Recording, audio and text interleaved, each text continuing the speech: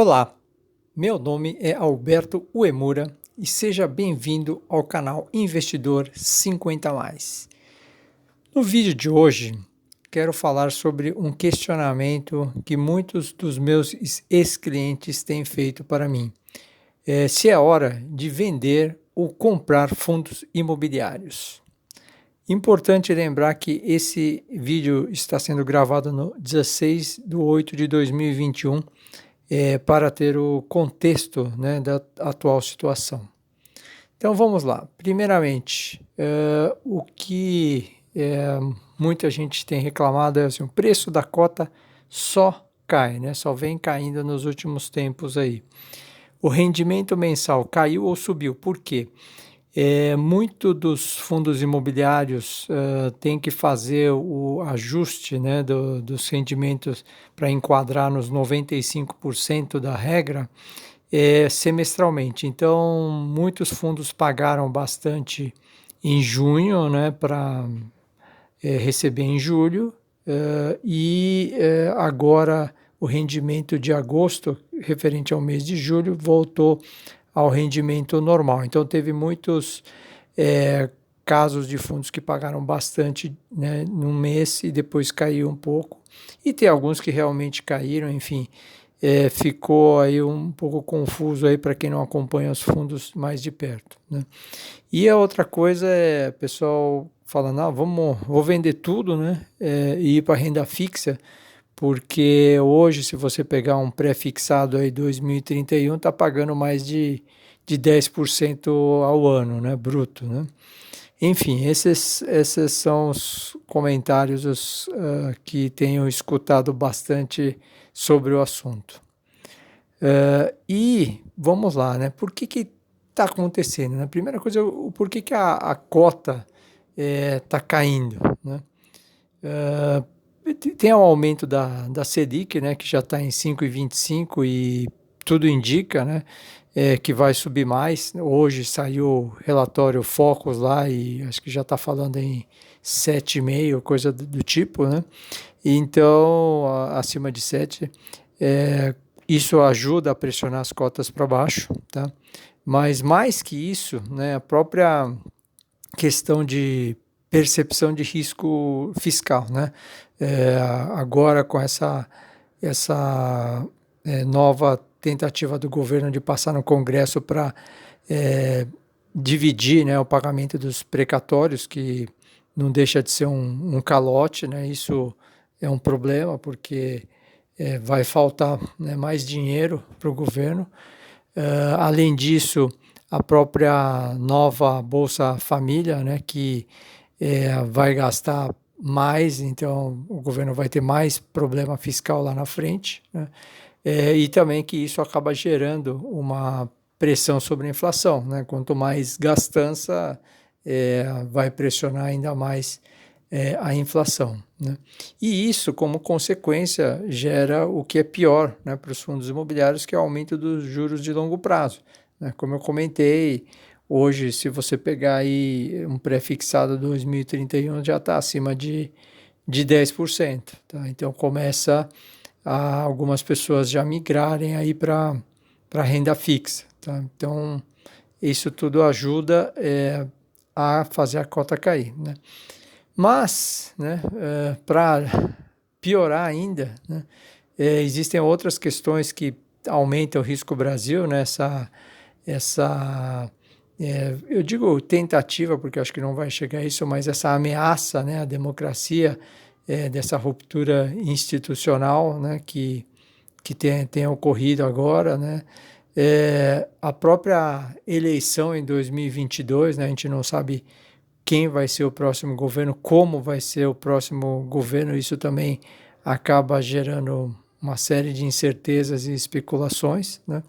E o pior, né, independente se de direita ou de esquerda, se o próximo governo for mais gastão, né, vai gerar mais inflação, mais perspectiva aí de juros altos lá para frente, né? E isso também acaba pressionando bastante. E outra coisa que também continua essa questão da Covid, né? Se vai aqui no Brasil essa variante Delta vai voltar a fechar os negócios ou não, se os números de mortes vai subir ou não, ninguém sabe, né? Então isso também gera uma série de incertezas.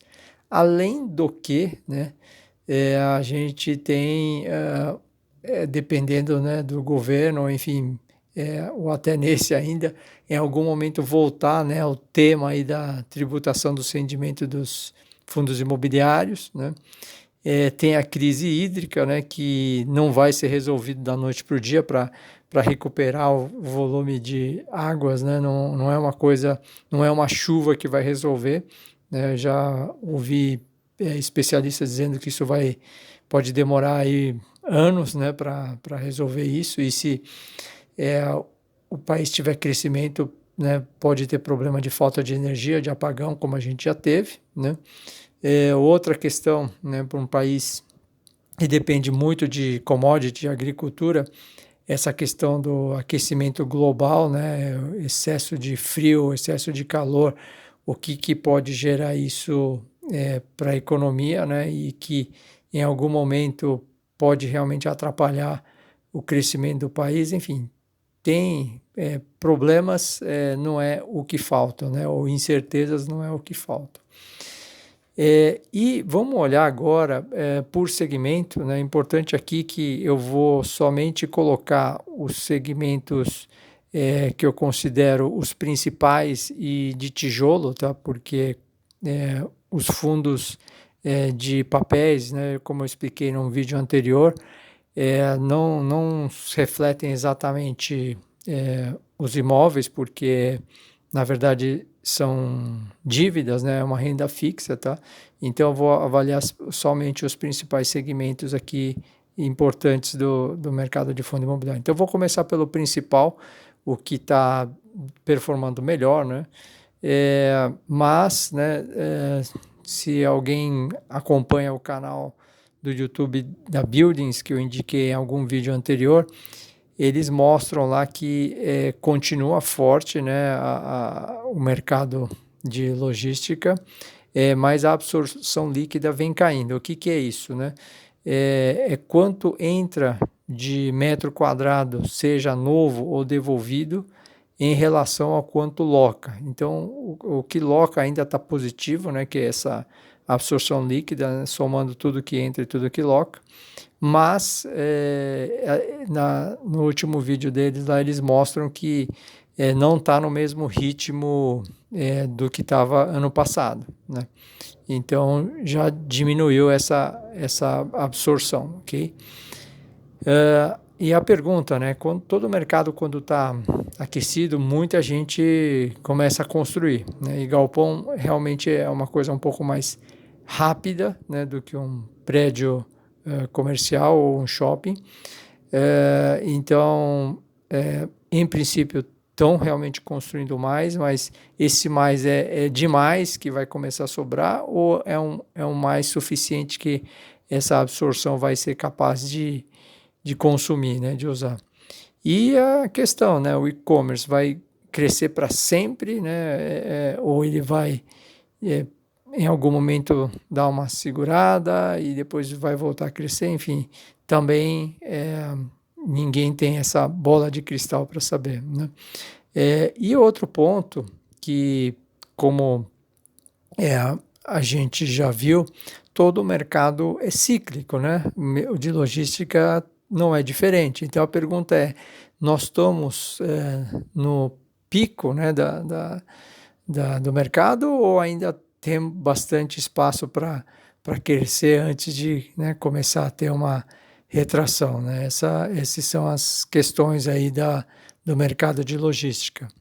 No mercado de lajes corporativas, né, estava começando, né, a discutir essa história do home office, 100% ou híbrido, enfim, ou volta para o sistema antigo, né?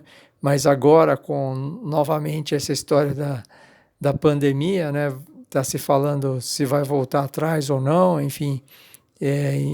A verdade é que o número de vacância ainda continua aumentando, ninguém sabe quando, né, onde vai ser o vale, né, a pior situação, né? E, claro, existem algumas pessoas mais radicais que, enfim, acham que escritórios vão acabar, né? Enfim, isso também já acho um exagero, né? E também a questão, né, do ciclo é o seguinte: as coisas vão piorar, né, antes de melhorar, mas quanto vai piorar, né? Quando que vai começar a melhorar? Acho que essa é a questão. Em que momento do ciclo a gente está, né? É, esse também, no pessoal da Building lá fez um vídeo que fala que na visão deles, né, ainda vai piorar antes de melhorar, ok? E por último, né, os fundos de shopping que já sofreram bastante com a pandemia por terem ficado fechados bastante tempo, né? E agora de novo com a pandemia, com a variante Delta, será que vão fechar de novo, né? Ou vão diminuir o horário? Enfim, a gente não tem essa certeza, né? E algumas pessoas novamente são um pouco mais radicais, né? Falando que o e-commerce vai acabar com o shopping, né?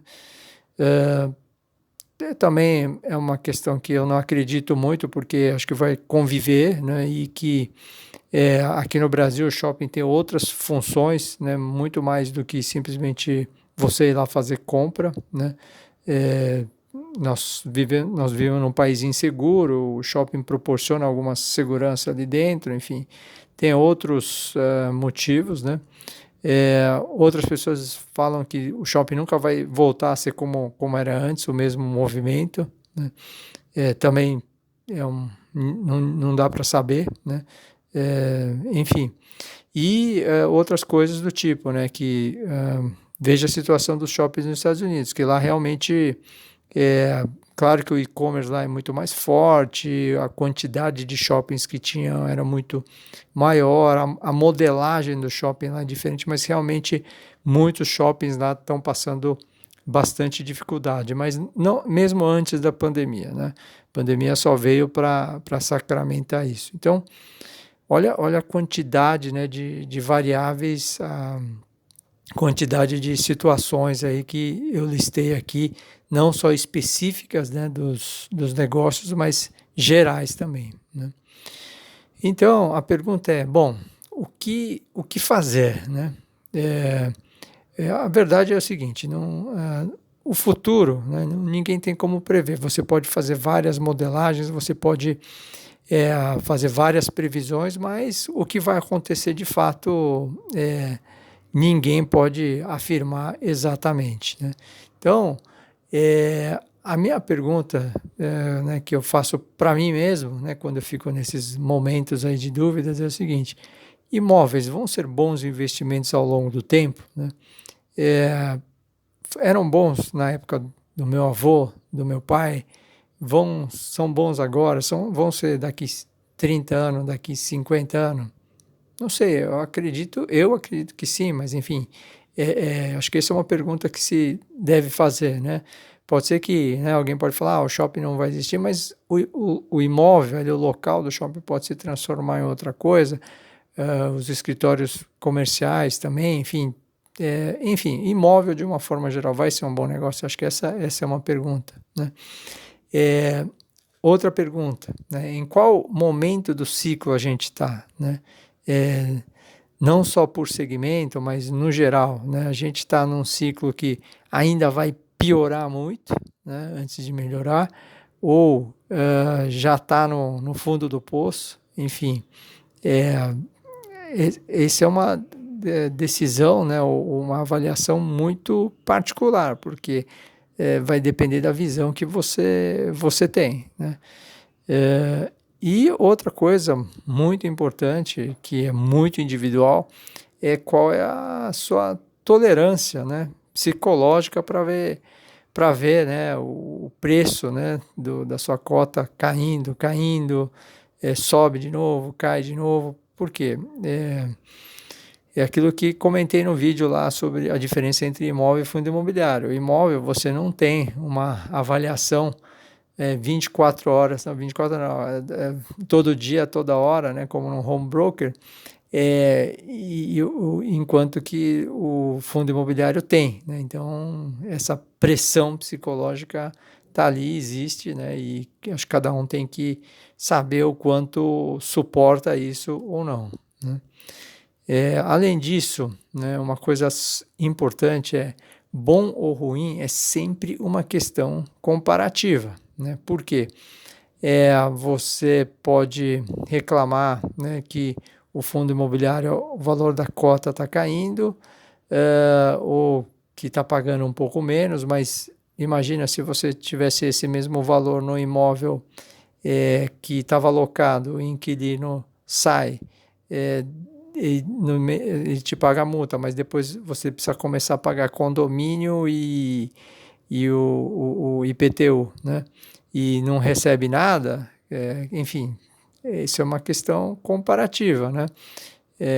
Outra questão né, quais são as opções, né? Por exemplo, vou para renda fixa, legal, pode ser lá que tem um pré-fixado de 10%, ok? Você pôs lá, só que a situação piorar, como já aconteceu no Brasil, esse pré-fixado começar a pagar 12, 13, 15, 16 e você lá com 10%, né? Alguém pode falar, vou para o IPCA+, mesma coisa, hoje o IPCA+, está pagando próximo de 5, pode ser que vai começar, se a situação piorar, pagar 5,5, 6, enfim. Então, tudo é uma questão comparativa, né? E ver quais são as opções. Não estou falando se é bom ficar ou não, mas, enfim, acho que é importante fazer essa reflexão, né? A pergunta é, né? O momento atual é uma oportunidade ou é hora de minimizar as perdas, né? Você vende e realiza o prejuízo, espera o que acontece, enfim. A verdade eu acho que a gente tem que tentar fazer as perguntas corretas, né? Para a gente tomar uma decisão consciente, né? E também a questão da tolerância, né, psicológica de cada um, tá? Só para fazer um exercício aqui, eu trouxe duas situações para a gente conversar aqui, né? Uma um investidor ou uma investidora que hoje, sei lá, tem 10 anos, tem lá uma carteira lá de fundo imobiliário que todo mês lá dá uma quantidade pequena, mas que ele tem uma estratégia lá que esse dinheiro ele junta, né? Ele compra quando recebe dinheiro de aniversário, Natal, alguma coisa desse tipo, e o rendimento ele compra uma cota, né, de algum fundo imobiliário. Então, normalmente uma criança não acompanha o mercado, ela faz isso automaticamente. A única coisa que ela vai ver, nossa, uma cota que eu paguei mês passado, sei lá, 150, agora está 120 ou 130, que vai estar mais barato. Essa é uma situação, né? Será que é uma estratégia ruim, né? Essa é a minha pergunta. A falta, né, de conhecimento e a falta de opção é o que ela pode fazer, né? Esse é o ponto. E uma outra situação, né? São dois extremos, tá? Um investidor ou uma investidora que, sei lá, tem 85 anos, que tem uma carteira para complementar a aposentadoria, né? Então, imagina que é uma pessoa que não está acompanhando o mercado também, e vamos concordar que para essa pessoa, se o patrimônio está 10 a mais, 20 a mais, 30 a menos, enfim, o que importa é o quanto entra ali mensalmente, né? E esse mensalmente pode ter uma variação um pouco para cima, um pouco para baixo, enfim, é o que tem, né? Então, essas duas situações. A pergunta é, essa pessoa deveria vender tudo e fazer outra coisa com dinheiro, comprar um imóvel e alugar, né? Vai ter saúde ou vai ter condições, alguém vai ter que fazer isso para ele, ou é melhor ficar, né? Enfim, são duas situações extremas para a gente avaliar.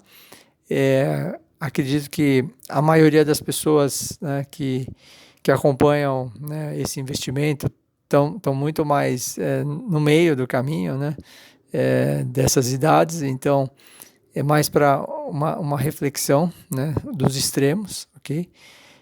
Enfim, era isso que eu queria trazer aqui para discussão. E a minha pergunta é, né, e você, né, vai vender tudo, né, e sair dos fundos imobiliários? Vai deixar tudo como está, né, tipo, deixa quieto, né, não vou pôr mais, também não vou tirar, ou vai investir mais, né? Então, a ideia hoje era trazer essa reflexão, né, como agir nesse momento, ok? Espero que tenham gostado. Quem gostou, por favor, dê um like, né? Se inscreva no canal, repasse esse conteúdo para outras pessoas. E o objetivo aqui foi fazer todos pensarem um pouco mais, para ver se é uma oportunidade ou é um momento de risco. Muito obrigado e até o próximo vídeo.